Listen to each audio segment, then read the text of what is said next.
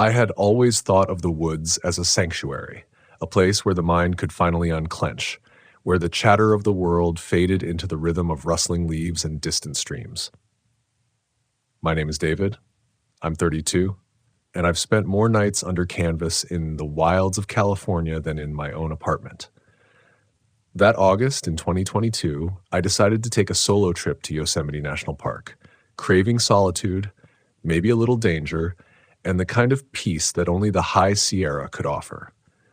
I chose a small, secluded campsite tucked away behind a ridge that, according to the ranger's map, saw little traffic. The sun had just begun its slow descent behind El Capitan when I pitched my tent, its olive canvas blending almost perfectly with the surrounding pines. The air was crisp, carrying the faint smell of pine sap and cold earth.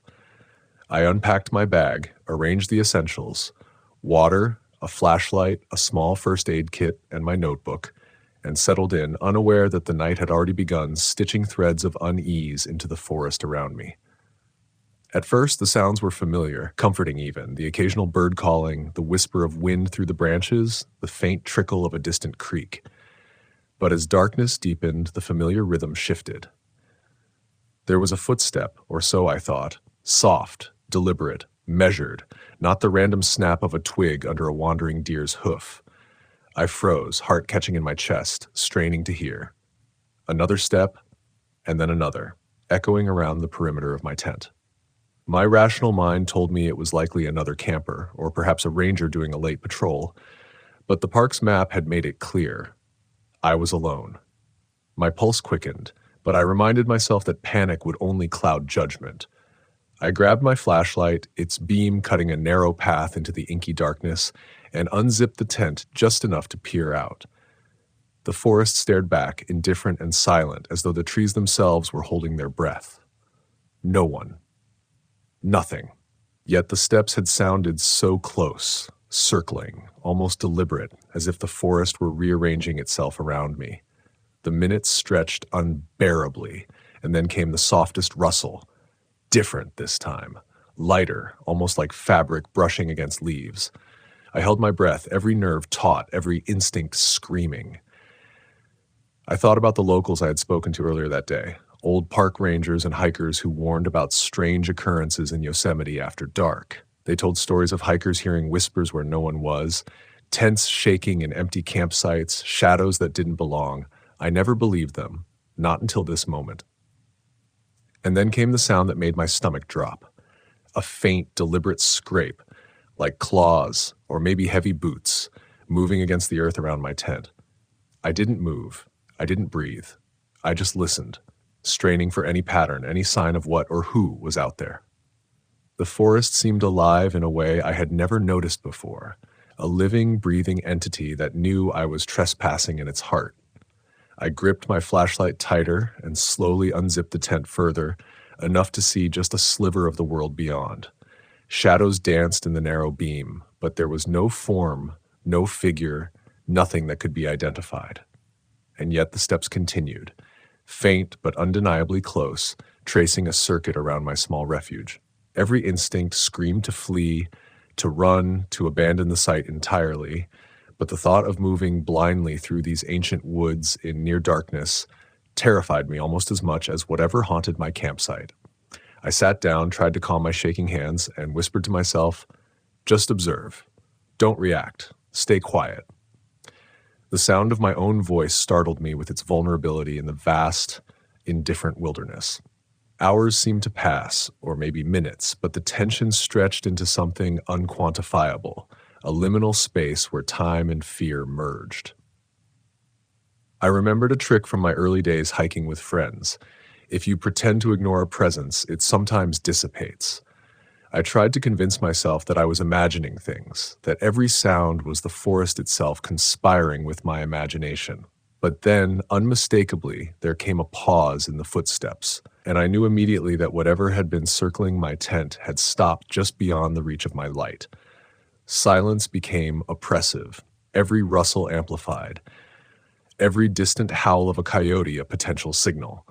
I couldn't see them, couldn't even confirm their presence, but my senses told me I was being watched, studied, as if the forest had a memory of trespassers, and I had been logged in its quiet ledger. I made the decision to face it, not in the bravado of youth, but in the calculated resolve of survival. Slowly, I unzipped the tent fully and stepped out, flashlight cutting a cone of light ahead. The forest stretched infinitely, trees lining the slope like sentinels. I took a careful step forward, then another, ears straining, and then I saw it. Not a person, not an animal, but an impression, a disturbance in the leaf litter, circling and recircling my campsite. Every step I had imagined, every fear I had conjured, found its echo here, in the pattern of footprints left behind, heavy, deliberate, human-like, yet strangely unplaceable. They circled my tent, but stopped short at every tree, as if the forest had guided whoever or whatever was moving around me. And in that moment, fear became knowledge. This was no mere camper, no lost hiker. This was something different, something intimately tied to the night itself. I spent the rest of that night in a state of hyper-awareness, alternating between watching the shadows and attempting brief rest, never fully closing my eyes. The forest hummed, alive with secrets and old stories, a place that held centuries of human presence and absence alike. As dawn broke, painting the pines in soft gold and the sky in tender pinks and blues, the footsteps ceased. Nothing remained but the disturbed ground, the evidence of a presence that may have been real, or a hallucination conjured by isolation, stress, and darkness. I packed my campsite with hands still trembling, every sound of the morning amplified, yet strangely reassuring. I left Yosemite that day with an understanding deeper than any map or ranger's briefing could offer. The forest is alive not only in its flora and fauna, but in memory, in shadows, in the quiet ways it tests those who enter its heart. By the time I reached the main trail, sunlight warming my shoulders, I realized the lesson embedded in fear itself. It teaches patience, awareness, and humility. There's a kind of courage in facing what cannot be controlled, and an even deeper wisdom in accepting that not every mystery needs to be solved.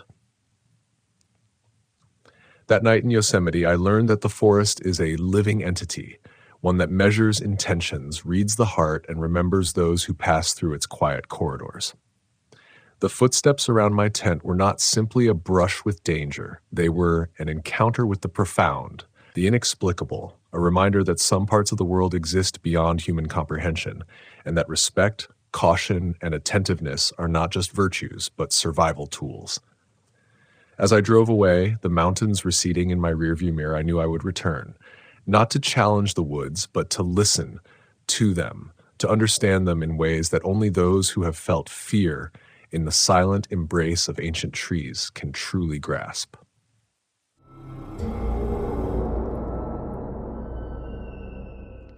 The first thing I noticed was the silence, not the kind of silence you get in a city at midnight, heavy with neon and traffic, but the silence that presses against your bones when you step into the deep, old forests of Acadia.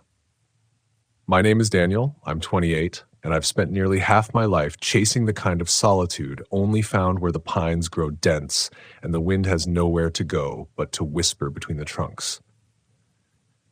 That September, I was drawn to a narrow ridge near Jordan Pond, hoping to escape the world, to breathe something older and wilder than the pavement I walked every day.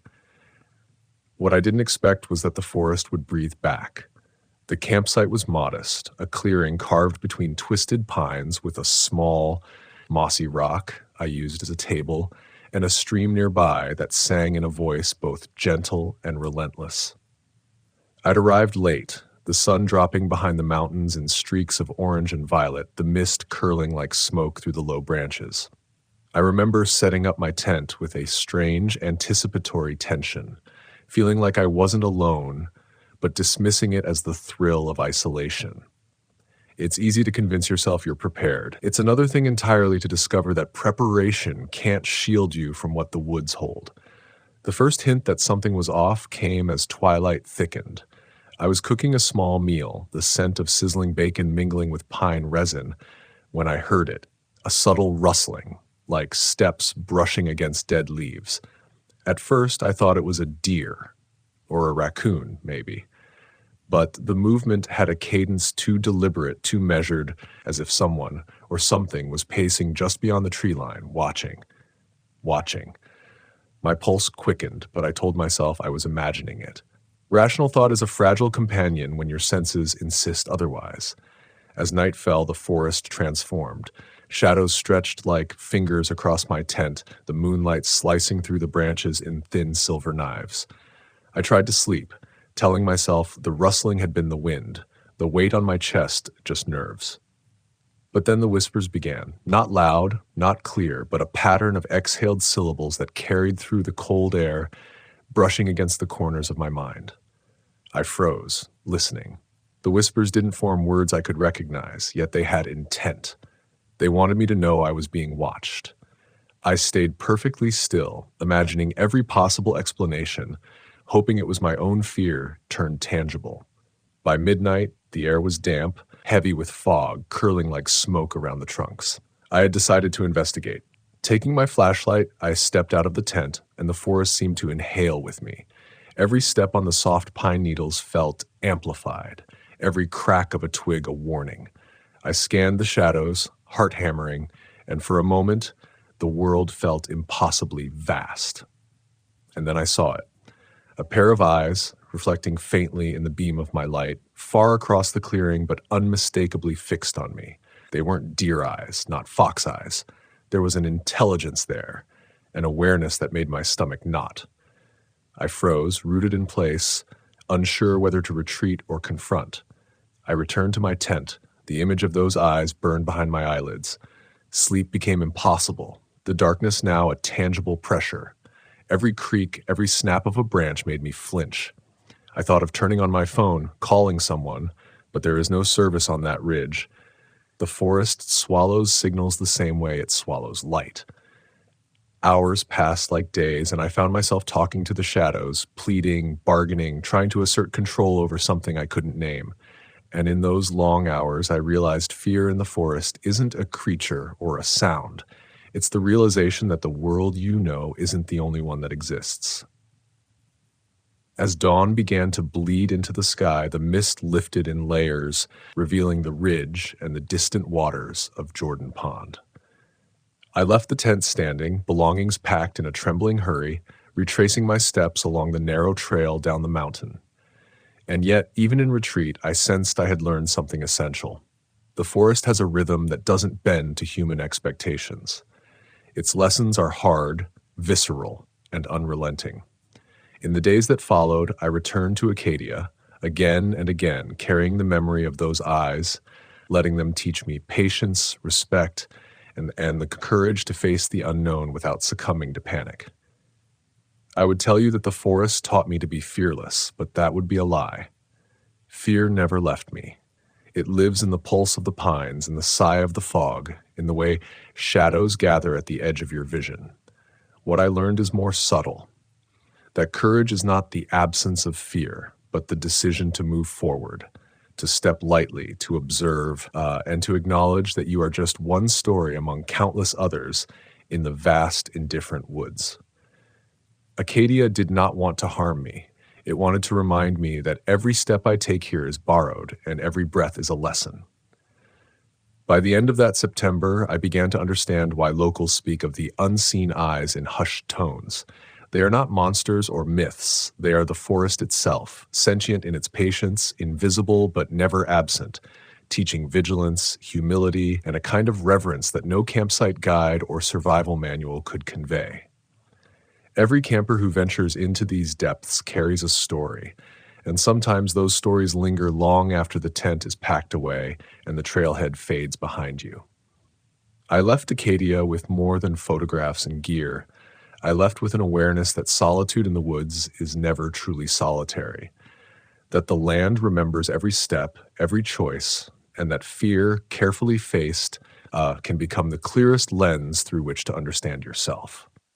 I continued down the winding trail, the morning mist still clinging to my boots, each step heavier than the last, as if the forest itself was reluctant to release me. I could feel it behind me, not in sight, but in the way the air shifted, the way a branch would quiver just before the wind caught it. By midday, I reached a small creek, its waters running clear and indifferent, and I paused to drink, shaking with exhaustion. And then I saw them again, faint, almost imperceptible tracks pressed into the soft soil, too large for any animal I knew, moving in parallel lines as though someone or something had been walking with me all along, careful to match my pace without ever closing in. I swallowed hard. My mind tried to rationalize. Maybe hikers from the night before, maybe deer dragging their hooves, but the spacing, the symmetry, the precision, it was wrong. It was deliberate. I pressed on, heart pounding, each footfall a drum beat in the dense silence. Shadows lengthened, folding over the rocks and roots like living fabric, and I realized I was no longer just being watched. I was being studied, cataloged, understood.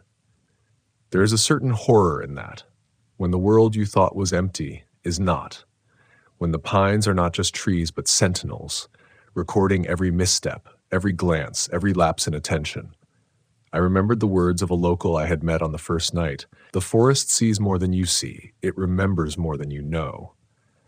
At the time, I'd laughed nervously, imagining old myths told to scare tourists. But now, walking through the living cathedral of pines, I understood. Night fell again, faster than I expected, the sky dimming into a bruised gray. I had found a second, smaller clearing to rest. But sleep was impossible. The air was thick, almost viscous, carrying the faint scent of damp earth and something else. Something metallic, like iron. And then I heard it, a soft, deliberate tapping, as if someone were rapping their knuckles against a tree trunk just beyond the edge of light cast by my lantern. I froze, knowing that sound had no natural origin. My pulse slammed in my ears. Rational thought screamed, "It's the wind, it's a branch, it's a hallucination." But instinct, primal and ancient, screamed back, "Do not move." Hours passed in a haze of terror and awareness. The tapping ceased, but the forest didn't. The shadows lengthened and twisted, and I felt a presence behind me, something just outside the circle of light, never revealing itself, but close enough that I could feel the heat of it, the intelligence. I whispered into the night, asking, begging for it to leave me be. But silence answered. And in that silence, I understood. The forest is patient. It does not act out of cruelty. It simply observes. And in observation, there is power. By morning, I knew I could not linger. I packed silently, moving with a hyper-alert caution I had never known before. Every rustle, every bird call, every distant snap of a branch, a potential warning.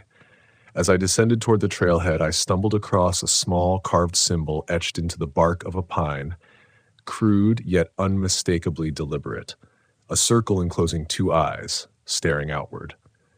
I shivered, certain now that I had crossed into a world that existed parallel to ours, one where the land is alive in ways that defy logic, and where visitors are not intruders.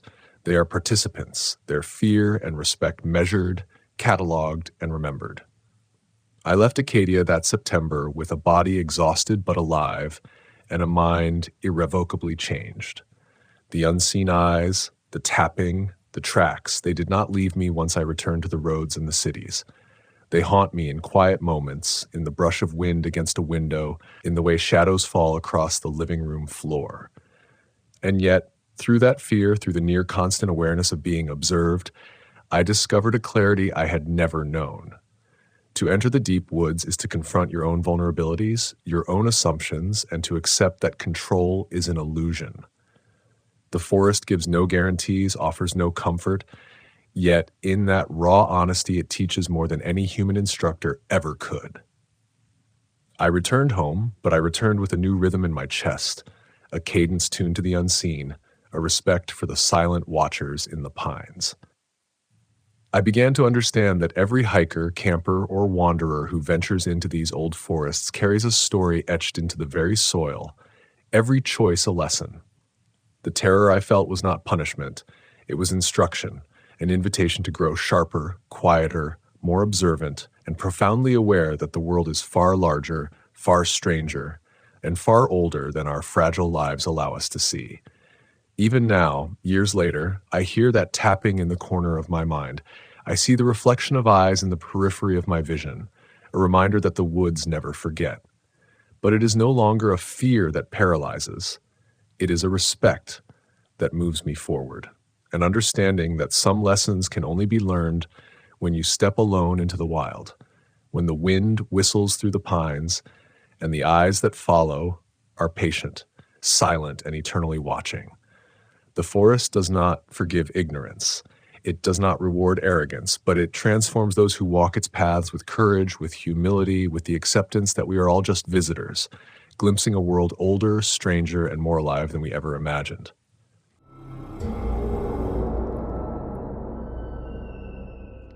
The fog came quietly at first, slipping between the pines like a cautious visitor, curling around the trunks, brushing against the moss-covered rocks with a whisper so soft it almost felt imagined. My name is Ethan. I was 28 at the time, and I had always considered myself someone who understood the forest, someone who could read the wind and the patterns of the trees. That October in 2020, my friends and I decided to camp deep in Olympic National Park, far from the crowds and the beaten trails, seeking the kind of solitude that makes the forest feel alive in ways the city can never teach you. But solitude, as it turns out, is a double-edged blade. We set up our camp near a small ridge overlooking the Quinault River, where the mist clung to the water like spilled milk. At first, it was beautiful, ethereal even, the kind of fog that photographers chase and poets write about. But as night fell, the same fog that had seemed like a companion began to feel like a presence, deliberate in its movements, curling through the trees with intent. I noticed it first, a shadow slipping in the corner of my vision, always at the edge, never fully seen. My friends laughed it off at first, calling it the tricks of low light, the imagination run wild from too much wilderness and too little sleep. But I felt it differently, a weight pressing in, a subtle wrongness that gnawed at the edges of my confidence. By the second night, the fog had thickened, swallowing the trail markers, muffling the sounds of the river, even muting our own voices. That's when the shapes appeared, figures that didn't belong.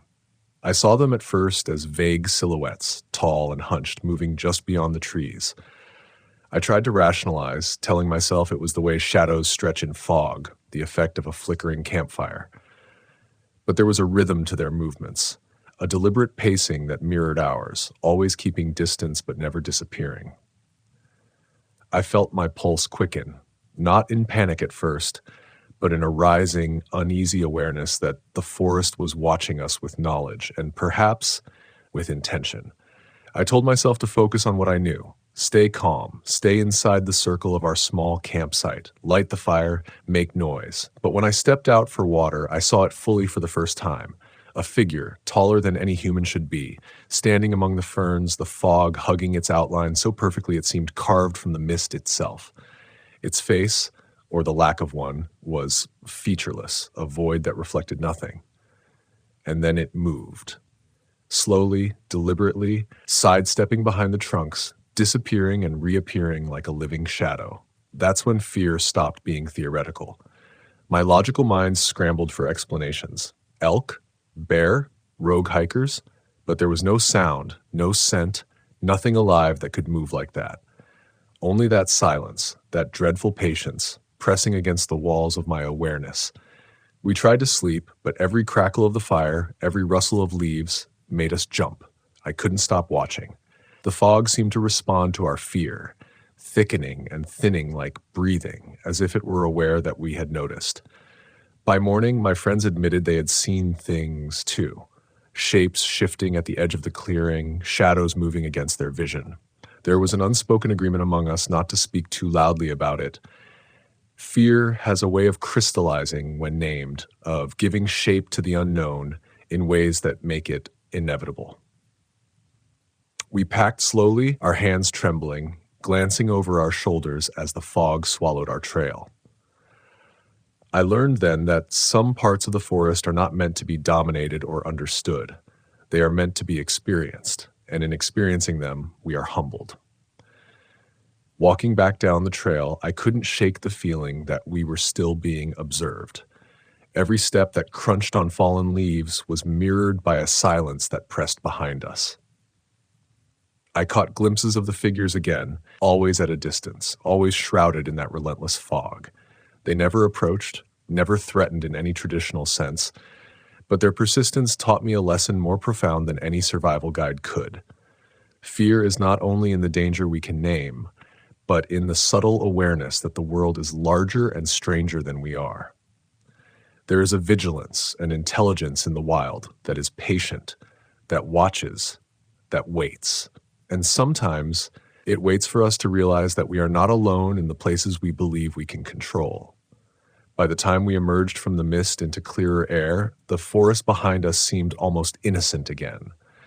The fog reduced to a memory, a damp coolness that clung to the undergrowth.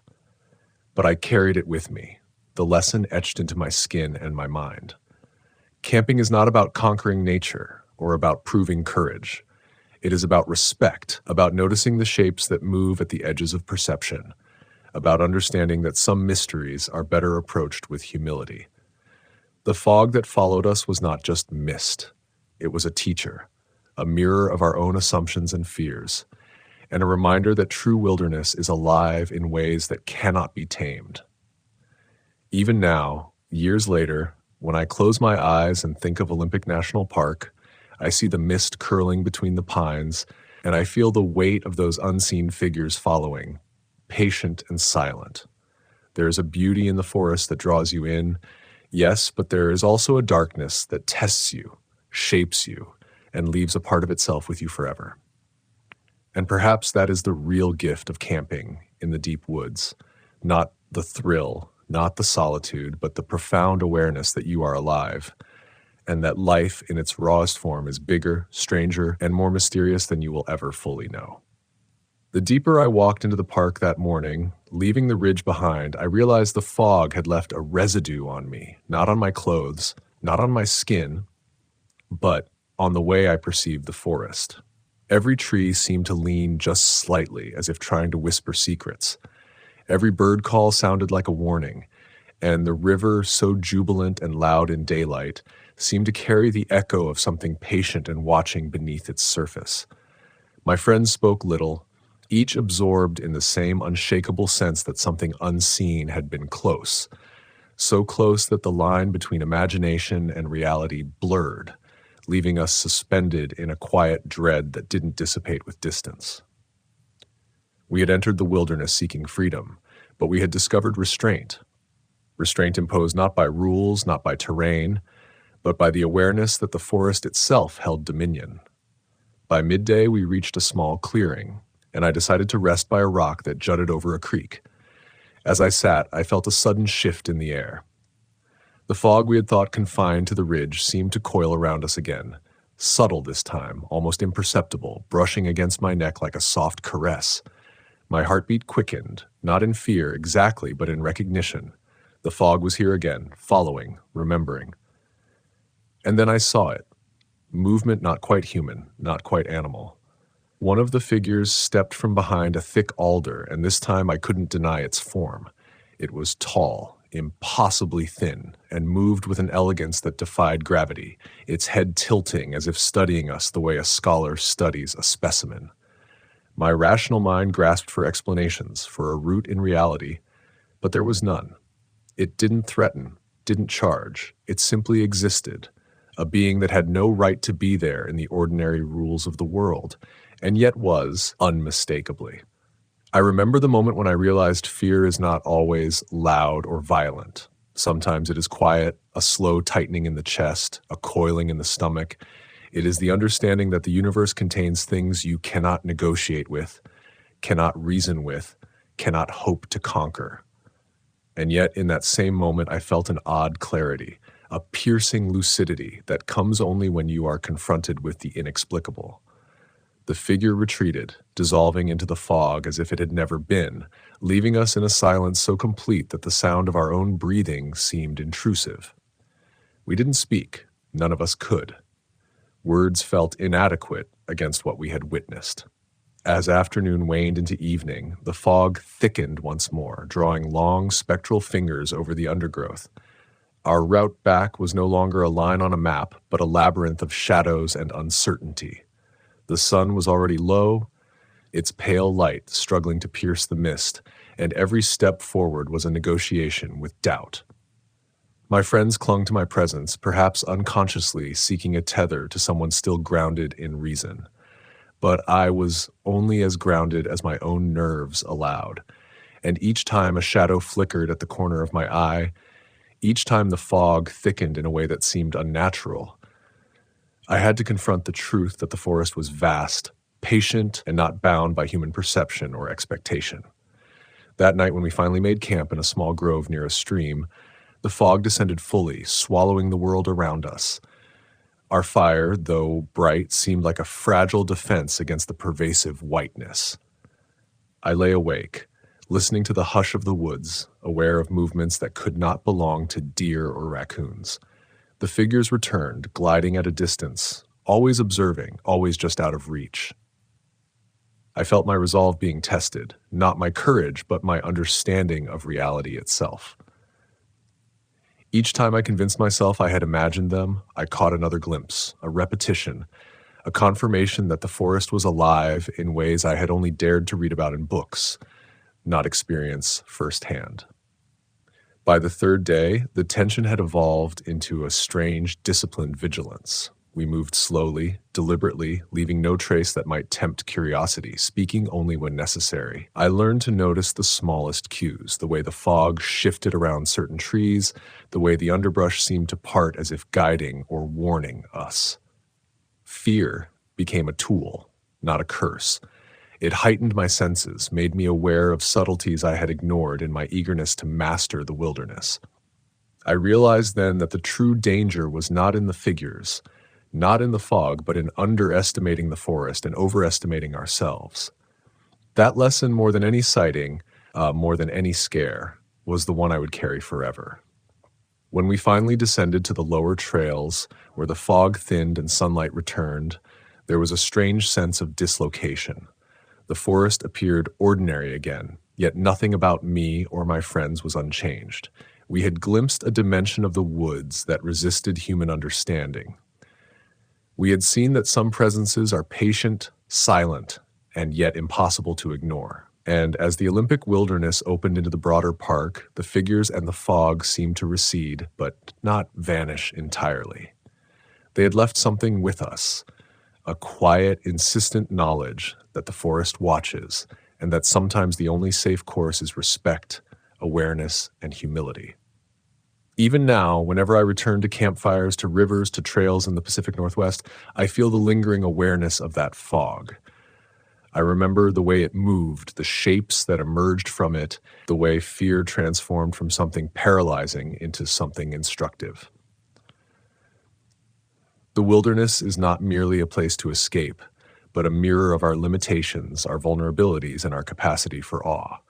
The figures never harmed us, but they reshaped us. They taught us the subtle, haunting truth that to enter the wild is to consent to being changed, to confront the unknowable, and to accept that sometimes survival is not about fighting, but about observing, listening, and understanding the power of what cannot be controlled. That October in Olympic National Park remains the most profound experience of my life. The fog, the figures, the unrelenting hush of the trees, they are all with me still, etched into memory with a clarity that does not fade. I carry the lessons everywhere, that fear can teach, that vigilance can protect, that the world contains layers of mystery we may never fully comprehend. And above all, I carry the understanding that the forest is not just a collection of trees and trails, but a living entity with patience, awareness, and a power that humbles anyone who dares to venture too far into its depths.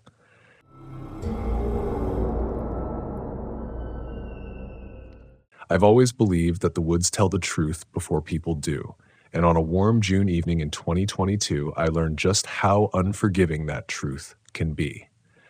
My name is Daniel Rhodes, 33 years old, born and raised in the foothills outside Charlottesville, Virginia. I grew up hearing the distant sighs of the Blue Ridge, the rustle of the Shenandoah valleys, and the whispered warnings passed down by locals who knew that the mountains hold memories longer than human lifetimes. I wasn't a rookie hiker. I wasn't naive. But that night in Shenandoah National Park on a trail I thought I understood better than my own backyard, something followed me, something that never showed its face, but made sure I heard it every step of the way. And it all began with a sound I'd never forget. A single, sharp whistle drifting through the trees when no one else was supposed to be out there. I had gone into the park for a 2-day solo trip, carrying nothing more than my pack, a map worn soft at the edges, and the quiet confidence of a man who'd been walking these trails for more than 20 years. I'd planned to camp near Hughes River, just off the North Ridge Trail, a place where the water runs cold and fast even in the summer heat, and where the dark comes earlier than it should.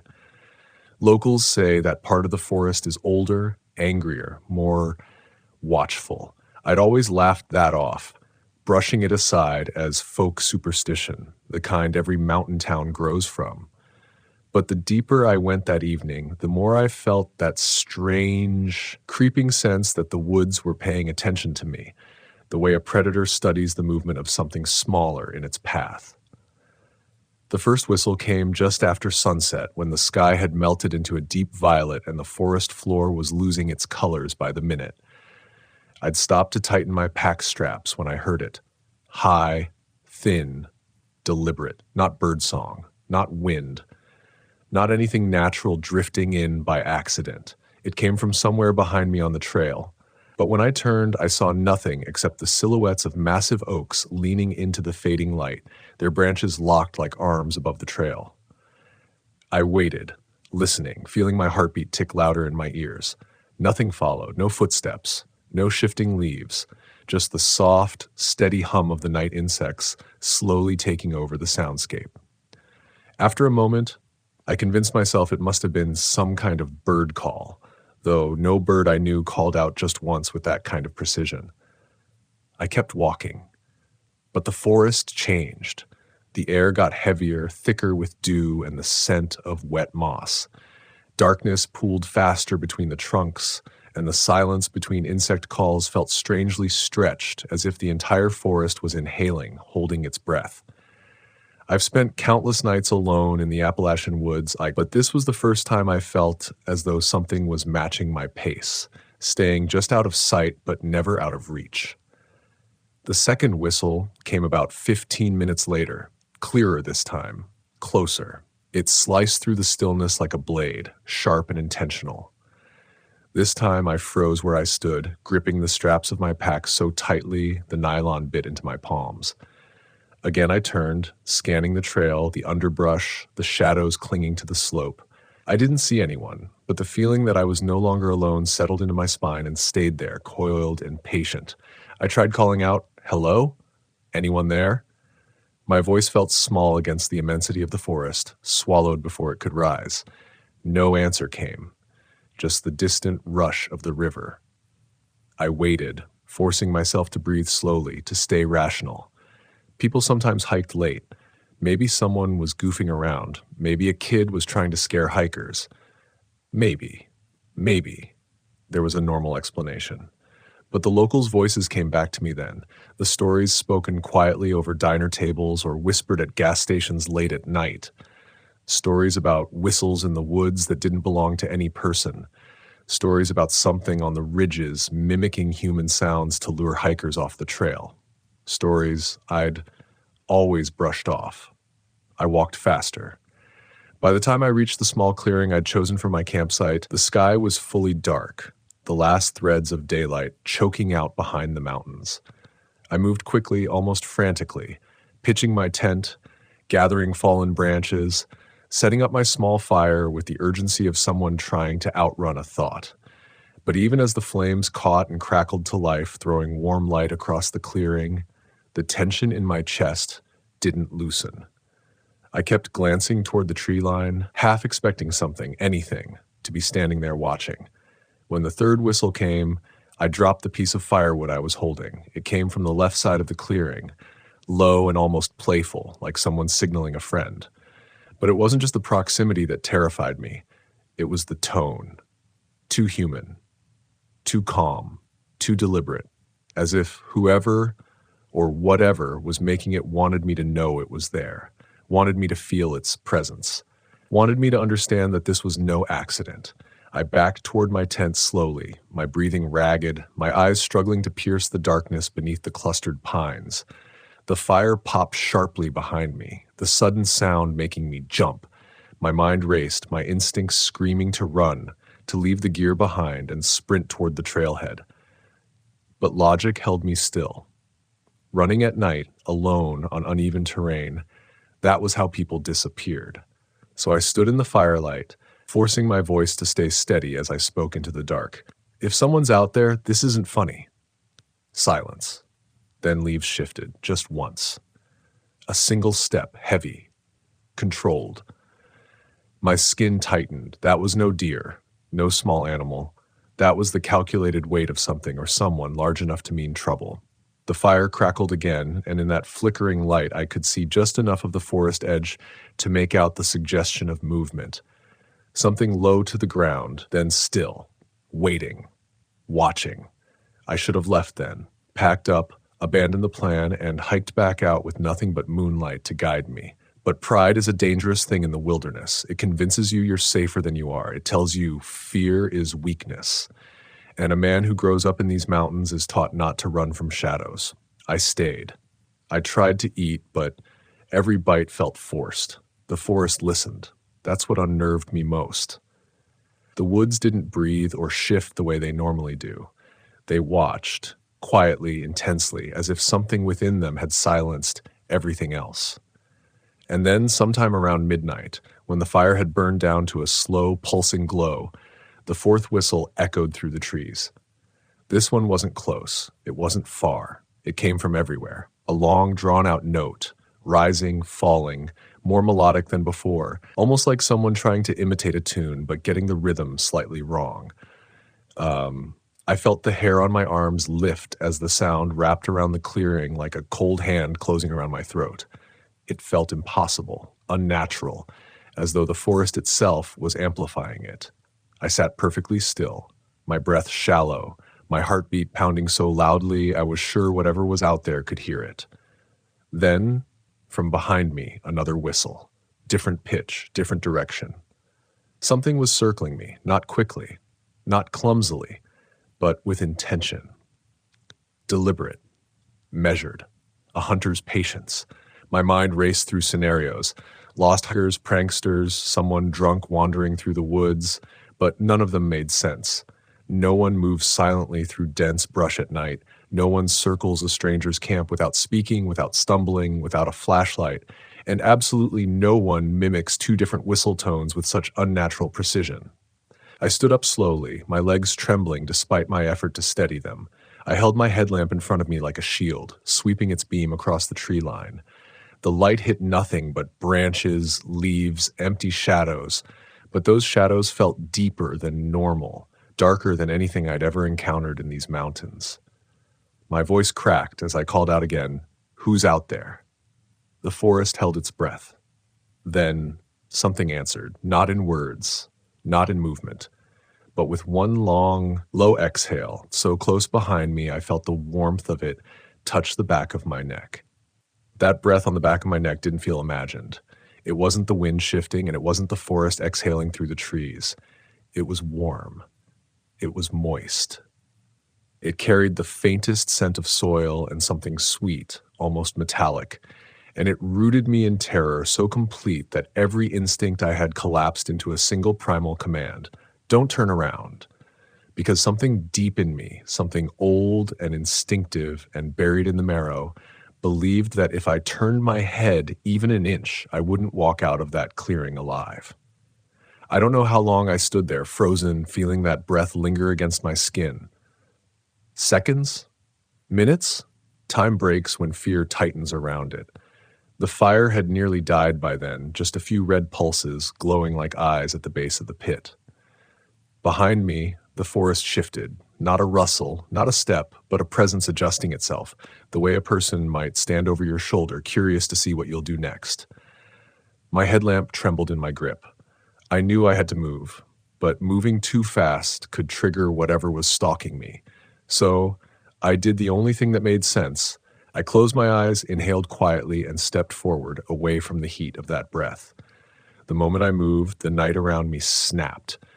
The insects, silent for so long, suddenly thrummed back to life as though someone had lifted a weight off the forest. But the relief didn't come, because as soon as I stepped forward, something behind me stepped too. One heavy stride, slow, unhurried, matching mine with terrifying precision. I turned then, not quickly but gradually, as if turning underwater. My headlamp cut a pale cone through the trees, but the moment my light moved, whatever had been standing behind me slipped left, out of my line of sight, with the speed and silence of something that knew these woods far better than I ever would. My heartbeat thundered in my ears. I backed toward the fire pit, searching for anything, any shape, any pair of eyes. But the forest was a solid wall of black. The only proof I had that something was there was the soft impression of movement and the cold certainty pulsing in my gut. I grabbed a burning stick from the fire pit, holding it like a crude torch. The embered end flared, sending a wave of sparks spiraling upward. The forest didn't like that. I felt it immediately, the way the night seemed to recoil, contracting deeper into the trees. For the first time since the whistling started, I felt a sliver of control. Not safety, never safety, but something close to the possibility of action. I swung the makeshift torch toward the dark, the flame tracing erratic arcs through the air. The heat brushed my face, the smell of charred wood coating my throat, but I didn't care. I just needed whatever was circling me to understand that I wasn't easy prey. My voice came out hoarse, shaking, but loud enough to cut through the night. "Stay back!" The woods answered with silence so total it pressed against my skull. And then, from somewhere deep between the trees, so far back it felt almost taunting. A whistle. Not mocking, not rushed, just waiting. That broke something in me. Because it didn't sound confused or curious anymore. It sounded patient, intentional. And worst of all, it sounded like it had all the time in the world. I felt the edges of panic claw at my throat, but I knew panic would get me killed. I forced myself to think, to breathe, to move. I took a slow step toward my tent, then another, never turning my back fully to the forest. The thin nylon walls looked laughably fragile, but my map, my gear, my knife, everything I needed to survive the night was inside. The torch sputtered as I moved, shedding sparks that flickered like frightened fireflies. I tightened my grip, willing it to burn just a little longer. I ducked into the tent, never letting the flame leave the entrance. Once inside, I zipped the flap halfway, just enough to see out while shielding myself from the open clearing. My hands shook violently as I grabbed my knife and clipped my headlamp to the ceiling loop so it cast a low dome of light around the inside of the tent. The forest watched. I felt it. Every so often, the sound of leaves shifting drifted through the clearing, soft, methodical, never too close, never too far. As if whatever was out there was circling again, but slower this time, studying, figuring out what I would do next. I didn't sleep. I couldn't. I sat upright, knife in one hand, dimming torch in the other, staring through the half-open tent flap until the flame burned itself out completely, leaving behind nothing but the slope of cooling embers. The darkness pressed in again, and with the darkness came another sound, one that froze every muscle in my body. A voice, a low, broken whisper, far too close. Dan. E.L. My name, drawn out, distorted, like someone trying to speak through a damaged throat. My entire body locked. I gripped the knife so tightly the handle dug into my skin. My mind scrambled through every memory, every encounter, every explanation, but nothing made sense. No one knew I was here. No one followed me. No one should have known my name, unless they'd been listening, watching. From the moment I stepped into the woods, the voice came again, softer, struggling, as if learning the shape of my name. Dan, yell. My breath shook. My vision blurred. Every rule of wilderness safety I'd learned since childhood collapsed beneath a single horrifying truth. I wasn't dealing with a person. I didn't move. I didn't speak. I didn't breathe. For a long moment, the woods stayed completely still. Then, from just beyond the clearing, a new sound rose, a slow, deliberate scraping, as if something heavy was dragging itself across stone. Except there were no stones in that direction. Only leaves, only dirt, only forest. The scraping stopped, silence settled again, and then in the far distance, so far it should have been comforting, but somehow wasn't, came one last whistle. Long, low, and strangely satisfied, as though whatever had been circling my camp had decided for tonight to leave me alive, but not alone, never alone, because when the dawn finally broke, soft and pale over the ridgeline, and I stepped outside my tent on shaking legs, the truth became clear. Not in the trees, not in the air, but on the ground. Just 20 feet from where I slept, pressed deep into the soft earth, was the unmistakable imprint of a bare human foot. Except the toes were wrong. Too long, too curved, too many joints. And next to that footprint, etched into the dirt with deliberate, childlike precision, was a single symbol, a circle, with a line running straight through it, as if it wanted me to know it had been there, as if it wanted me to remember, as if it planned to follow. I stared at that symbol until the edges of it blurred. The circle with the clean, straight line through the center didn't resemble any trail marker, any ranger insignia, any carving I had seen in all my years in the Appalachians. It felt wrong, too intentional, too personal, as if it had been left there not as a warning, but as a signature. The ground around the print was disturbed. The leaves shifted, the soil pressed down in a pattern that suggested someone had crouched there for a long time, maybe hours, just watching my tent. My stomach twisted as I knelt to study the marks. The footprint was human only in the broadest sense. The heel was shaped like ours, the ball of the foot too, but the arch bent inward sharply, unnaturally, and the toes curved like talons. No shoe prints, no sign of boots, no parallel impressions that suggested careful, deliberate footsteps leading away. Just that one print, as if it had stood there, and stood still. I backed away, the morning light suddenly too thin, too pale, useless against the heavy silence weighing over the clearing. The forest should have been alive by now. Songbirds calling, squirrels scrambling, the distant ramble of the river rolling over stone, but instead there was nothing. Not a single chirp, not a single rustle, just the hiss of my own breath and the sudden awareness that something had disrupted the natural rhythm of the woods, something that did not belong. I forced myself to break camp with shaking hands, packing my tent and gear faster than I ever had in my life. Every time a branch snapped under my boots, I flinched. Every time a breeze brushed my neck, I felt the ghost of that warm breath from the night before. The whistle replayed in my head over and over, sharp, human-like, but not quite human at all. And that voice. My name stretched into something broken, as if the woods themselves had tried to speak it. By the time I stepped back onto the trail, the sun was beginning to filter through the canopy, brushing the trunks of the trees with soft gold. It should have brought relief. Instead, it only made the shadows seem sharper, deeper, as if something was waiting just behind them, matching my steps again like it had the night before. I kept my knife in my hand as I walked. Every few minutes, I stopped and listened. No whistles, no voices. But the forest felt tight, pulled inward around me, as though it knew I was leaving, as though it didn't want me to. The descent down the ridge should have taken 2 hours. I did it in just over 1. But the more distance I put between myself and that campsite, the more the emotional conflict twisted inside me. Not fear, not exactly. Shame.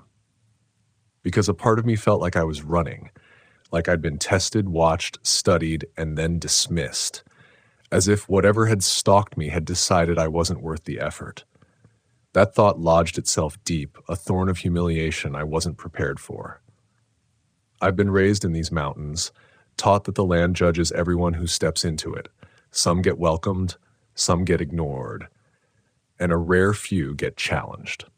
My father used to say, if the woods ever talk back, you best listen, but you better know they ain't doing it for your sake. I never understood what he meant until that morning when I stopped halfway down the trail and felt it hit me for the first time. It wasn't just that something had followed me. It had chosen me, had watched me, learned me, called me by name, and then it let me go, not because I escaped, but because it wanted me to leave. The realization hollowed me. When I finally reached the trailhead parking lot, the world felt almost absurdly normal. Cars gleaming in the sunlight, a couple lacing their boots near the map board, a ranger sitting in his truck, sipping coffee. The contrast made me dizzy. I must have looked pale because the ranger stepped out and asked if I was all right. I hesitated. What was I supposed to say? That something non-human had broken the silence of the Shenandoah night to mimic my name? That unseen steps had circled my tent? That I had woken to a footprint shaped like a human that had never been human at all? So I told him the only part that sounded sane. I heard whistles out there, I said quietly. Someone was following me. He studied me with calm, steady eyes, the kind rangers develop after decades of hearing impossible stories whispered by hikers who returned shaken and pale. Stories they're expected to treat with professionalism, not judgment. Whistles, he repeated. More than once? 4 times, I said. He stared out at the tree line then, his jaw tightening, his eyes narrowing just slightly. Not in disbelief, but in recognition. You camped near Hughes River? He asked. My mouth went dry. Yeah, he nodded slowly. We get reports from that area sometimes. Strange calls, voices, things echoing that shouldn't echo. He looked at me, his tone lowering. Next time, don't camp there alone. There was no sarcasm in his voice, no attempt to reassure me, just a quiet, heavy truth that landed like a stone in my gut. I opened my mouth, closed it, opened it again. Do you know what it is? The ranger didn't answer immediately. His eyes stayed fixed on the woods, as though he expected something to step out from between the trunks. When he finally spoke, his voice was almost a whisper. Not everything in these mountains wants to be understood. And then he turned and walked back to his truck, leaving me standing there with my pulse still thundering, and the realization that he hadn't said no. He hadn't denied anything. He hadn't dismissed a single word. He knew something. He just refused to name it. In the days after I returned home, the woods stayed with me in ways I couldn't shake. The whistles echoed in my dreams. The voice, my name stretched like a question, slipped into the quietest moments of my day. Sometimes I'd wake before dawn and swear I heard breathing just outside my bedroom window, even though no one was there. And worst of all, every time I closed my eyes, I could see that footprint in the soil, toes too long, arch too sharp, the circle and line carved into the dirt like a promise or a claim. I told myself I wouldn't go back, that I'd stay away from Shenandoah for a long time. But the mountains have a pull, a gravity that tugs at people who grow up in their shadow. Weeks passed, then months, and the fear didn't fade. It changed, hardened, became something like curiosity and something like unfinished business. Because even though everything in me said to let that night go, a deeper part of me, something instinctual, something born of these hills and ridges, kept whispering the same question over and over. If it wanted to hurt me, why didn't it? Why did it learn my name? Why did it circle me? Why did it mark the ground? And what did that symbol mean? I didn't have answers, but I knew one thing for certain. Whatever stalked me that night wasn't done. Not with the woods, not with the ridges, and not with me. Weeks later, after the worst of the fear had simmered into something quieter, something colder, I found myself standing at the edge of my backyard one evening, staring into the tree line as the daylight thinned. The woods behind my house weren't vast like Shenandoah, but they were deep enough to breathe with their own rhythm, to hold shadows that moved slower than the sun. I told myself I was only out there to clear my head, to let the evening settle me the way it always had. But a part of me knew the truth. I was listening for something I hoped I wouldn't hear, listening for something I feared I had already invited. A breeze drifted through the leaves, carrying the scent of damp soil and honeysuckle. For a moment, everything felt normal, peaceful. But then, just as I turned to head back inside, I heard it. Not a whistle, not a step, not my name, but breathing, soft, measured, slow, Coming from the darkness between the trees, I froze, every nerve in my body tightening like a pulled snare. I knew that sound, not from a person, not from any animal that belonged in these woods. It was the same breathing I'd heard in the clearing, the same warm exhale that had brushed the back of my neck. My pulse thudded violently as I stepped backward, toward the safety of the house. The breathing didn't follow. It didn't grow closer. It simply existed, as if whatever was hidden in the trees wasn't approaching me, just reminding me it was there, reminding me it still knew where to find me. That night, sleep stayed far from me. Every creak in the walls, every settling groan of wood sounded like footsteps just outside my window. I kept the lamp on until sunrise, gripping the edge of the blanket with white-knuckled tension. The woods had followed me home, not in body, but in presence, in awareness. Something in those ridges had learned me, remembered me, and had no intention of letting me forget it existed. I tried everything to push it from my mind, work, noise, company, but every distraction only stretched thin over the memory of those whistles, and over the growing certainty that something in Shenandoah had marked me, claimed me, watched me walk away, and decided it wasn't finished. The symbol haunted me most of all. A circle, with a line straight through it.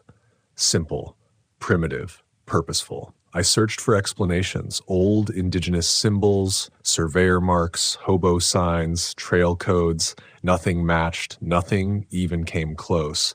And the more I looked, the more I felt that sickening sensation crawl up my spine. The symbol wasn't meant to be recognized. It was meant to be understood only by the thing that made it, by the thing that left it for me to find.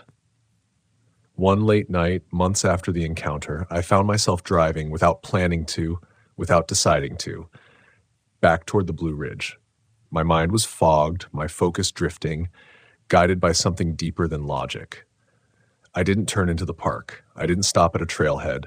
I just drove the long, winding roads beneath those mountains, the dark mass of the ridges rising against the sky like sleeping giants. And as I drove, I realized something unsettling. I wasn't running from that night anymore. Not from the whistles. Not from the voice. Not from the presence that had circled my tent. I was drawn to it. Not because I wanted danger, not because I sought fear, but because some encounters in the wilderness change you in ways that don't fade. They embed themselves beneath the skin, deep in the marrow, where instinct and memory blur.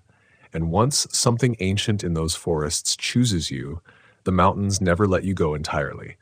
I pulled off at an overlook, stepping out into the cool night air. Below me, the valleys stretched like dark rivers, the trees rising in waves that disappeared into the horizon. The silence was absolute, a peaceful night to anyone else.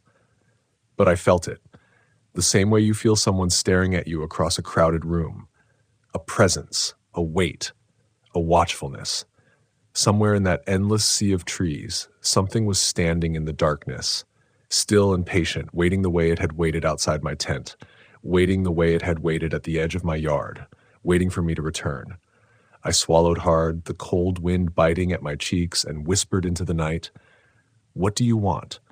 My voice dissolved into the vastness, carried away by the mountain air. For a long moment there was nothing. Then, soft, faint, so distant I almost believed I imagined it. A whistle. Not threatening, not mocking, just acknowledging. As if answering a question I didn't know how to ask. As if confirming what I had feared all along. As if promising that the story between us wasn't over. I stood there a long time, the wind wrapping around me, the whistle fading into the ridgelines, not in terror, not anymore, but in a strange, unsettling understanding that I had brushed against something older than these mountains, something that moved in the spaces between human footsteps, something that could mimic us, but was not one of us, something that didn't follow hikers for hunger, something that didn't stalk for sport, something that marked the ones it chose to watch. And I had been chosen. I don't tell this story to frighten campers away from Shenandoah or to warn hikers off the ridge trails. I tell it because sometimes the wilderness speaks, and on rare, unforgettable nights, it speaks back. And when it does, you learn quickly that not every shadow is empty, not every voice is human, and not every whistle is a harmless sound echoing through the trees. Some whistles are invitations, some are warnings, and some, the ones that follow you home, are promises. Because the woods remember, the mountains remember, and whatever walked the ridges that night, it remembers me too.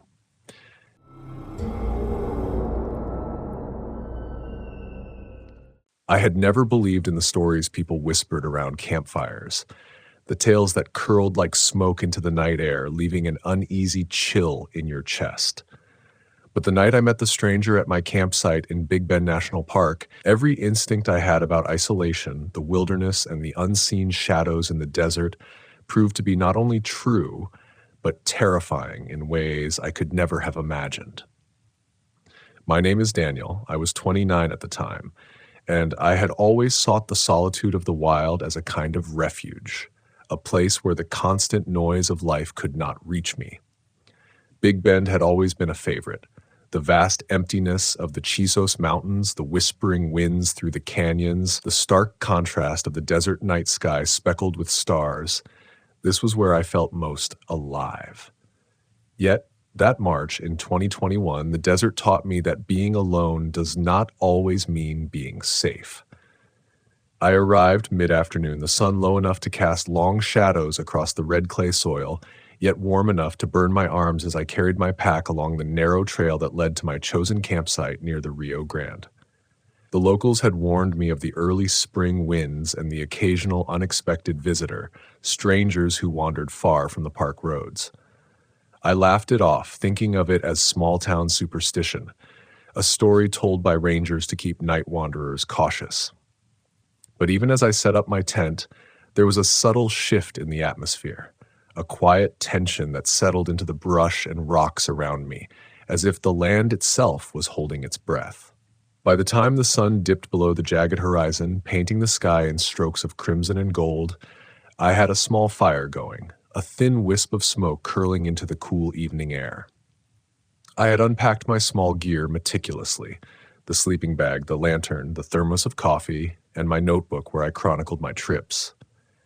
Everything was as it should be, and yet the desert had changed. There was a sound, a faint rustling like footsteps on dry leaves, but no wind, no animals. My pulse quickened and I paused, listening. The wind whispered again through the canyons, but that subtle, irregular crunch persisted, moving closer to the clearing where I had pitched my tent. And then he appeared.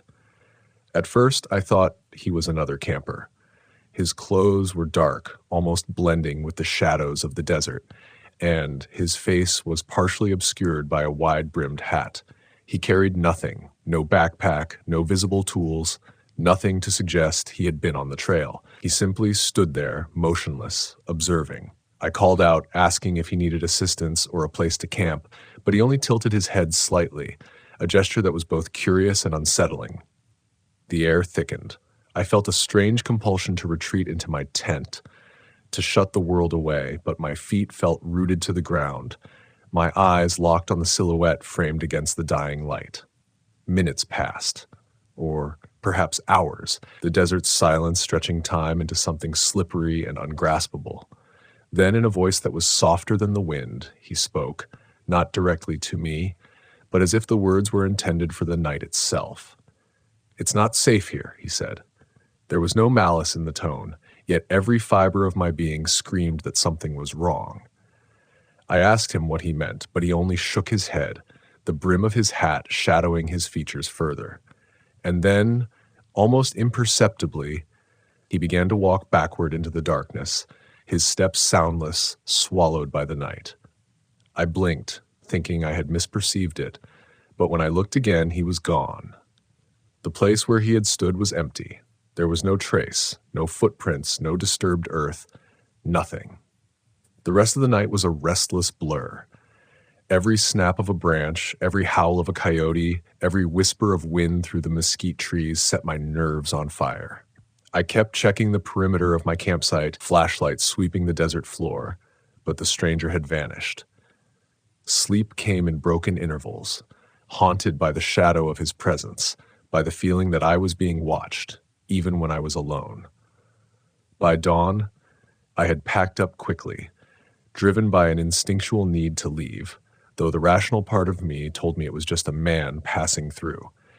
Yet, as I hiked down the trail, I realized that the silence had returned in a way that was almost deafening, as if the desert itself had exhaled, keeping a secret that it would never tell. The weeks after that trip, I wrestled with my memory of him. Friends laughed when I recounted the story, dismissing it as imagination or exhaustion. But I knew what I had seen. I had camped in Big Bend many times before, but never had I felt such an oppressive, inexplicable presence.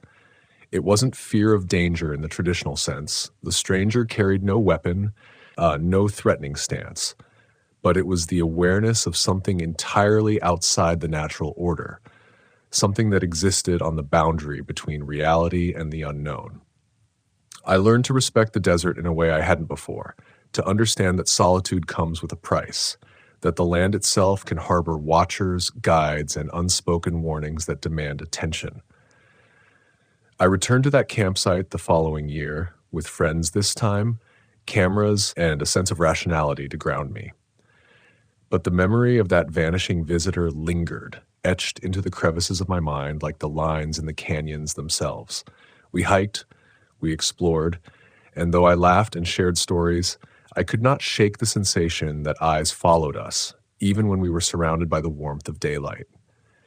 In that moment, I realized that fear in the wilderness is not always about survival. It is about humility, the understanding that the world is far larger, far older, and far stranger than we allow ourselves to imagine. And so I share this story not to frighten, but to illuminate. To those who venture into the woods alone, who seek solace in the mountains, or who wander the trails in the quiet of the night, know this. The world beyond the trailhead is alive, and sometimes it speaks in ways that defy explanation. The stranger at my campsite was not a threat in the conventional sense. He was a reminder that the wilderness has its own rhythms, its own logic, and its own watchers. The fear that lingers after such an encounter is not to be dismissed. It is the voice of the wild, whispering lessons that we may never fully comprehend, lessons about presence, awareness, and the delicate balance between courage and recklessness. Even now, years later, I find myself returning in thought to that night, to the fleeting silhouette of a man who was there and then gone, like a mirage in the desert. I remember the way the air carried his words, the subtle weight of his gaze, and the quiet reminder that the wilderness is never truly empty. Each trip into the backcountry carries the potential for wonder and terror alike, and it is up to us to navigate it with respect, humility, and the awareness that sometimes the most profound encounters are those we cannot explain, those that leave an indelible mark on our souls, and those that teach us lessons about life, fear, and the mysteries that inhabit the spaces between the stars and the canyons of the desert. Even as I left the canyon behind, walking the dusty trails toward the park exit, I felt that invisible tether, as if the desert itself had attached something of its essence to me. Days later, in the quiet hum of my apartment, I would catch myself imagining a shadow moving just beyond the curtain of my window, or a whisper in the wind that wasn't really wind at all. It was subtle at first, a sense of unease that I could almost rationalize, but over time, it grew, shaping the way I thought about isolation, about being alone in a world that seems empty, yet is never truly uninhabited. There is a delicate terror in knowing that there are things in the wilderness that see you, that measure your every step, that exist entirely outside the boundaries of reason or explanation. That night in Big Bend, the desert taught me that true fear is not the fear of being attacked, but the fear of being witnessed, of being weighed against a reality you cannot understand. I often returned in my memory to the way the stranger had looked, or more accurately, the way he had not looked. His features were indistinct, swallowed by shadow, yet there was a weight in his presence, a gravity that pressed against the edges of my awareness. And then, of course, there was the way he had vanished, leaving no trace, no footprints, nothing to mark the place where he had been. That absence was heavier than any presence I had ever felt. I realized that fear is not always about what appears before you. Sometimes it is about what lingers after it is gone. In the silence that followed, in the emptiness of the campsite where I had believed I was alone, I learned the true meaning of vigilance, not merely for safety, but for respect, for comprehension of a world that does not conform to human expectation. Months passed, and the story of that night became something I shared sparingly, mostly with hikers and campers who had themselves wandered into the vast uncharted backcountry of the American West. Few believed me, and yet, each time I recounted the tale, I noticed the same shift in their posture, the tightening of the jaw, the quickening of their gaze toward the shadows just beyond the firelight. It is impossible to articulate the feeling of being in the presence of something that defies classification. The stranger was not a man, not a myth, not a trick of the mind, but something that occupied a space between all of these. He forced me to confront a primal understanding that the world is not made solely for us, and that the wilderness retains its sovereignty, even over those of us who believe we are explorers, masters of trails and paths.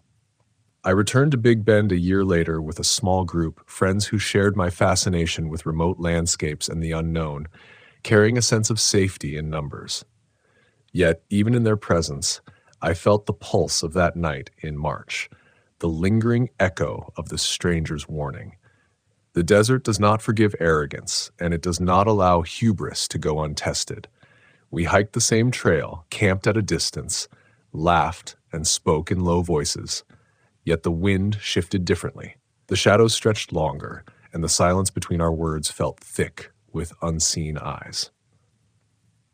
I realized then that the wilderness has its own narrative, a story that unfolds regardless of our presence, and sometimes it chooses to reveal itself to those who are both willing and unprepared, who venture far enough to earn its attention and wise enough to recognize the lesson when it comes.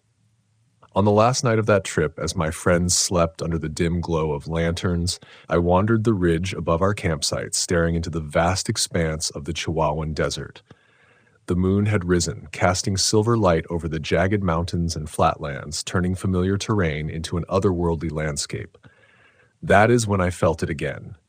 The subtle shift in the air, a presence at the edge of perception, a figure just beyond the reach of vision.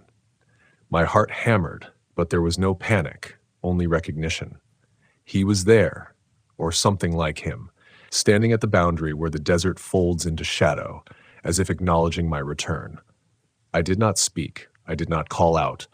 I only watched, feeling a mixture of fear, awe, and respect, until the first rays of dawn touched the horizon, and he, or whatever it was, simply dissolved into the morning light, leaving me with the echo of a warning, a reminder, and a lesson I would carry for the rest of my life. That encounter, brief as it was, changed the way I approached the wilderness and life itself. I began to understand that fear is not something to conquer, but something to navigate. That respect is more potent than arrogance. That solitude in the backcountry is a dialogue, not a monologue. The stranger did not harm me. He did not speak threats. Yet he left me with something far more enduring, a recognition of the unknown, a reminder that the world is layered, complex, and far beyond our comprehension.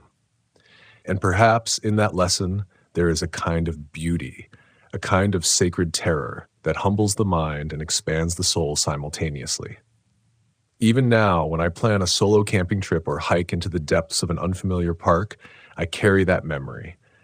Every rustle in the leaves, every shift in shadow, every echo in the canyon floor reminds me that I am part of a world far larger than myself. I am never truly alone, and neither are you when you wander into the deep woods. The wilderness is a mirror, reflecting not only what we bring into it, but also what it chooses to reveal to us.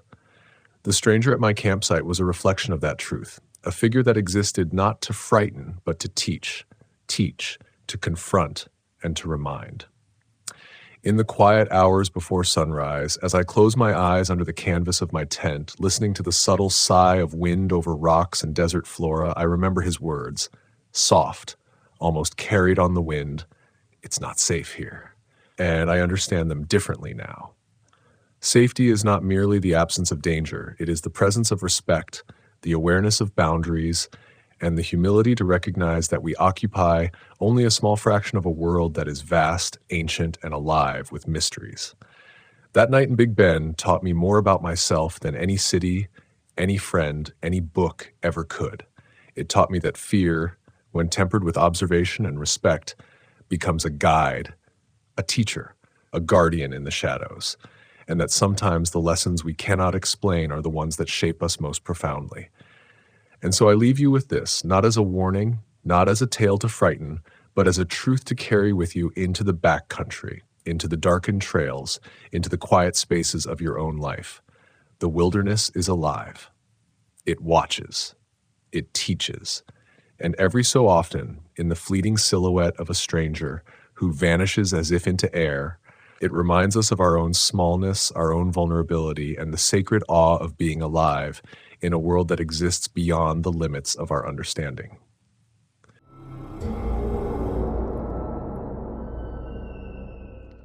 The wind cut through the trees like a serrated blade, carrying with it a cold so sharp it made your bones ache. The kind of cold that felt alive, creeping into every inch of your skin until you could swear the forest itself was breathing through you. My name is Ethan. I was 29 at the time, and I had always chased the kind of silence you only find in places untouched, unclaimed, where the world seems to have forgotten to shine a light. I grew up hearing stories from locals in Fairbanks about the park, their warnings half folklore, half cautionary tales. Don't follow tracks that seem too fresh, one old trapper told me, because some things walk these woods that aren't meant to be found. At the time, I thought of it as colorful advice meant to thrill tourists. But by the time I set foot in Denali National Park that January morning, the full weight of that warning pressed into my chest, suffocating and real. The first days were deceptively calm. I set up my camp at the base of a ridge I'd been told offered the clearest view of the frozen expanse, my tent pitched in the thin layer of snow that clung stubbornly to the ground. The mountains around me loomed like silent sentinels, pale and monolithic, and at first, it was everything I had come to the wilderness for. The purity of isolation, the hypnotic crunch of snow beneath boots, the way the sun scattered shards of light across icy streams.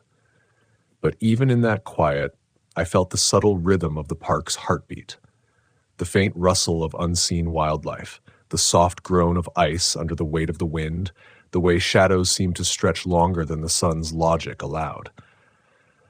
There was something that made me feel watched, though I saw nothing but snow and jagged rock, and I ignored it as a product of solitude. It was on the third night that the tracks appeared. I had returned from a short trek to collect firewood, my headlamp cutting a narrow path through the dark.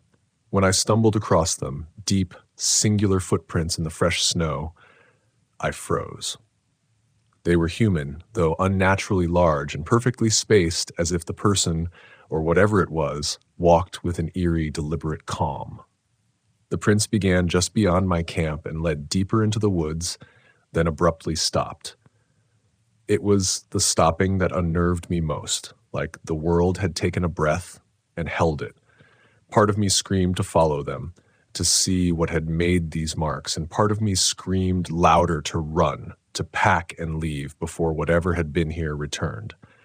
I didn't move for what felt like hours, the wind growing sharper, snatching at my tent like hands trying to pry me away. By the next morning, my curiosity had won over fear. I set out to trace the tracks, layering on fleece and parka until I felt like a walking fortress against the cold. With each step, I noticed details I would have otherwise overlooked. The sudden stoppers in the snow, the subtle disturbance of tree branches, the way the frost clung in strange patterns on the bark as if painting a warning. The deeper I went, the more I felt a presence just at the edge of my senses, something that watched me not with eyes, but with intention. There is a strange terror in realizing you are alone, yet not alone. The forest's quiet seems to pulse with the weight of its own life. And then I saw it. The tracks led to a clearing, perfectly circular, snow packed hard as if something large had been there, but the snow was otherwise untouched. No trees knocked down, no sign of a struggle, yet an oppressive emptiness pressed into my chest. A void that made me stumble backward, gasping. I spent that day in near paralysis, pacing the rim of the clearing, trying to rationalize what I saw. Could it have been an animal? Bears leave tracks, wolves, even moose, but these were too precise, too deliberate, and the emptiness where they ended suggested something different. Night came faster than I wanted, and I returned to camp with a mind teetering between fascination and dread. That night, sleep was impossible. I lay in my tent, listening to the wind and to something else, the faintest, most deliberate crunch of snow in the distance. I told myself it was the wind, a branch shifting, but deep down, I knew the rhythm was too intentional, too steady to be random. It moved closer over the hours, pausing just beyond my small fire's glow. I felt its presence like a weight on the edge of my consciousness, a silent challenge. Every instinct screamed to leave, yet I remained, frozen by the curiosity that had brought me here in the first place. The following day, I decided to move camp to put distance between myself and that clearing. As I broke down the tent and packed my gear, I noticed a new set of tracks circling around my previous campsite. They didn't lead away. They lingered like something had been pacing, observing, waiting. My stomach turned with a combination of fear and disbelief. I had to accept that I wasn't merely encountering wildlife. I was dealing with something that did not belong to the realm I understood. And yet, the rational part of me still fought the idea of leaving the park prematurely. I began hiking toward lower elevation, hoping the thick trees and denser terrain would mask me from whatever had been trailing me. Every footfall felt loud, deliberate in my own ears, and every shadow seemed to shift when I glanced away. It wasn't until late afternoon, when the sun barely rose above the horizon, that I encountered the first real terror of the trip. I crossed a narrow, frozen stream, careful with each step, when I looked up to see footprints crossing directly ahead of me on the ice. Fresh, perfectly formed, leading straight to me from the ridge above, though no one could have possibly come from that direction without descending from cliffs sheer enough to defy climbing. My breath caught, and for the first time, panic surged through me. The tracks stopped abruptly, less than 10 feet from where I stood, leaving nothing but empty ice. My heart raced, my fingers trembling, and I realized that these tracks, these frozen echoes of movement, weren't just a record. They were a warning. Something had been here. Something had watched me. And it had stopped because I had arrived. As twilight turned to near darkness, I made the decision I should have made from the beginning. I moved quickly, retracing my route to safer ground, using every skill I had learned as a camper, hiker, and survivor. The wind seemed to follow me, carrying whispers that could have been nothing or everything. My mind played tricks, conjuring shapes in the trees, shadows that moved too fluidly, sounds too intentional. I forced myself to keep walking, ignoring the shivers crawling down my spine. Each time I paused, a crunch would echo from behind, sometimes near, sometimes impossibly far. It was a psychological torment, an invisible opponent that tested my resolve and my courage. I realized the forest itself was alive with secrets, with warnings, with forces beyond comprehension, and that the bravest thing I could do was to acknowledge my limits without surrendering to them. By the time I reached the relative safety of a ranger station 2 miles off trail, my body shook with exhaustion, my hands numb, my mind replaying every footstep, every whisper, every frozen imprint in the snow. I shared the story with the ranger on duty, expecting disbelief, perhaps a knowing nod of folklore. Instead, he simply said, "Tracks like that, they aren't uncommon here, but they never lead where they should." The words chilled me more than the cold. They confirmed the unspoken. Denali held a mystery beyond survival, a challenge not of body but of psyche. I left that park with more than memories. I left with an understanding that fear is not always born of what we see, but of what we cannot explain. And sometimes survival is measured not by the trails we follow, but by the courage to step away from the ones we do not.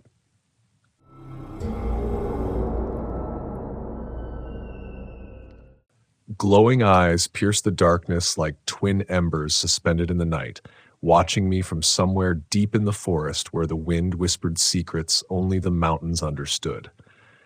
My name is Alex Harper. I'm 32, and I've spent most of my life chasing the quiet solitude of the Appalachian woods, seeking the kind of peace that comes only when you're far from the hum of civilization.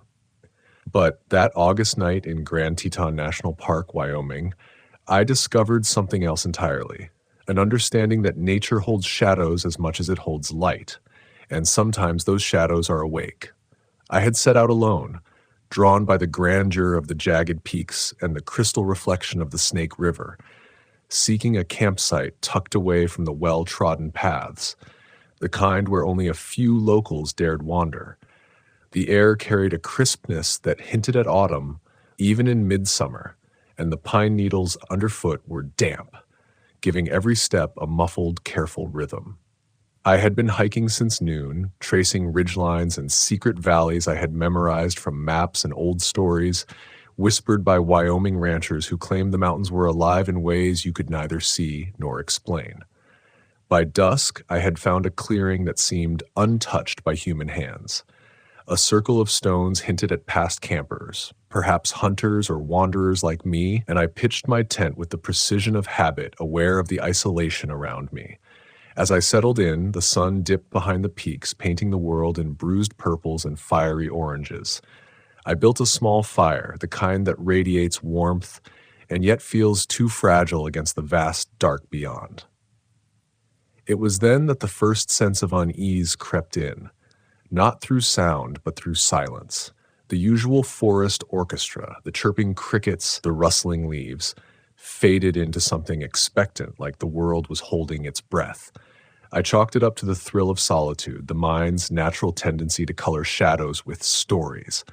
But when movement flickered at the edge of my vision, subtle and deliberate, I realized this was no ordinary wildlife. A pair of glowing eyes appeared first, low and level with the forest floor, reflecting the last embers of my fire. They didn't blink, didn't move erratically like a deer or coyote might. They just watched. My pulse tightened, a drumbeat against my ribs, and instinct screamed at me to flee, yet my body remained anchored to the ground. I whispered into the night, unsure whether the sound was meant for the creature or myself. The eyes remained, and then, slowly, others joined them, emerging from the blackness like silent sentinels. Each step they took was careful, deliberate, not threatening in the usual sense, yet profoundly unsettling, as if the forest itself was aware of my presence and had summoned something I wasn't meant to meet. I clutched my flashlight and swung it across the trees, the beam catching glimpses of figures that seemed more shadow than flesh, elongated limbs blending into the trunks, movements that defied natural rhythm. My mind raced for rational explanations. Maybe a hunter with reflective gear, maybe elk eyes catching the firelight, maybe a trick of perspective and exhaustion. But deep down, I knew this wasn't just a trick. I had survived countless nights in isolated campsites across the Appalachians, navigated storms in the Smokies, and wandered abandoned cabins in the Blue Ridge, but this felt different. The weight of the silence pressed in, punctuated only by the low crunch of pine needles under those careful, unnatural steps. I could feel the heat of my own fear, sharp and unwelcome. And yet there was a magnetic pull. I couldn't simply leave, not yet. Some part of me wanted to understand, to witness, to grasp the reality that my logical mind refused to acknowledge. Hours passed, or perhaps minutes, though time seemed suspended in the dark. I tried small gestures, tossing a twig to gauge reaction, shifting my flashlight, humming quietly to myself. The shadows responded with movement, but never directly, never fully revealing themselves. Every sound I made felt amplified. Every leaf rustle could have been a warning. Hunger and fatigue were no match for the primal vigilance that gripped me. I recalled stories from local guides, tales of mountain spirits, of hunters who never returned, of glowing eyes in the tree line that were said to judge those who dared venture too far alone. I had always thought these were folk tales, romanticized warnings meant to thrill tourists. But the weight of unseen eyes, the sensation of being measured in silence, stripped away every layer of skepticism. I realized slowly that my only option was stillness, absolute, deliberate stillness. To move would invite attention, and yet remaining frozen was its own torment. My breathing became a rhythm I counted, a fragile tether to sanity. I remembered the advice of an old backcountry mentor.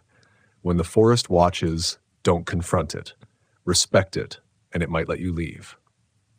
I whispered a quiet apology into the night, not to any particular entity, but as a promise that I would tread carefully, honor the space I had intruded upon.